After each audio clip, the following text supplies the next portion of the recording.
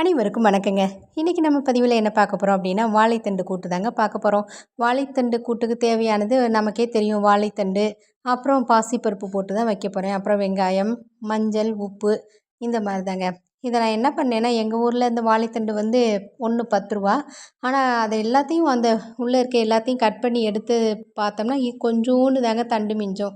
அந்த தண்டு தான் ஒன்று கண்டிப்பாக ஒருத்தருக்கே பத்தாது. இருந்தாலும் 2 தண்டை வாங்கி ஒரு நேரத்துக்கு வச்சுக்கணும்னு சொல்லிட்டு நல்லா பொடியாக கட் பண்ணி எடுத்துட்டு, அது கூட நான் வந்து பாசிப்பருப்பை போட்டுக்கிட்டேங்க. பாசிப்பருப்பு கூட மஞ்சள், உப்பு, அப்புறம் வெங்காயமும் போட்டு கொஞ்சம் வேக வச்சுட்டேங்க. வேக வச்சுட்டு எல்லாத்தையும் பார்த்தீங்கன்னா, தனியாக வெந்த பிறகு அதை தனியாக எடுத்து வச்சுட்டு, அதுக்கு பிறகு எப்பயும் நம்ம நார்மலாக தாளிப்போம்ல, அப்படி தாளித்து எடுத்து வச்சுட்டேங்க.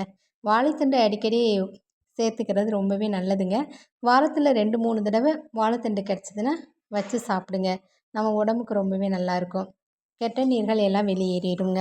சரிங்க, இந்த வாழைத்தண்டு வச்சு நீங்களும் இதே மாதிரியே சாப்பிட்டு பாருங்கள். நல்லா டேஸ்ட்டாகவே இருக்கும். இது நான் காரத்துக்கு மிளகா வத்தல் போட்டுக்கிருவேன். ஆமாம், அதனால் கொஞ்சமாக மிளகா வத்தல் போட்டேன்.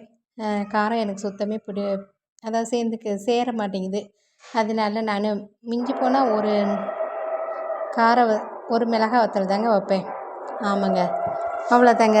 சரிங்க, இத்துடன் இந்த வீடியோவை நிறைவு செய்து அடுத்த வீடியோவில் வேறு ஒரு நல்ல தகவலுடன் உங்களை சந்திக்கிறேன். நம்ம சேனலை தொடர்ந்து பாருங்கள். லைக் பண்ணுங்கள், ஷேர் பண்ணுங்கள், கமெண்ட் பண்ணுங்கள். பக்கத்தில் பார்த்தீங்கன்னா எங்கள் ஊர் திருவிழா நடக்குது. அதனால் அந்த இவ்வளோ நேரம் ரேடியோ சவுண்ட் இல்லாமல் இருந்தது. இப்போ ரேடியோ போட்டுட்டாங்க, அதனால் இந்த சவுண்டுங்க. சரிங்க, நம்ம சேனலை சப்ஸ்கிரைப் பண்ணுங்கள். நன்றி, வணக்கம்.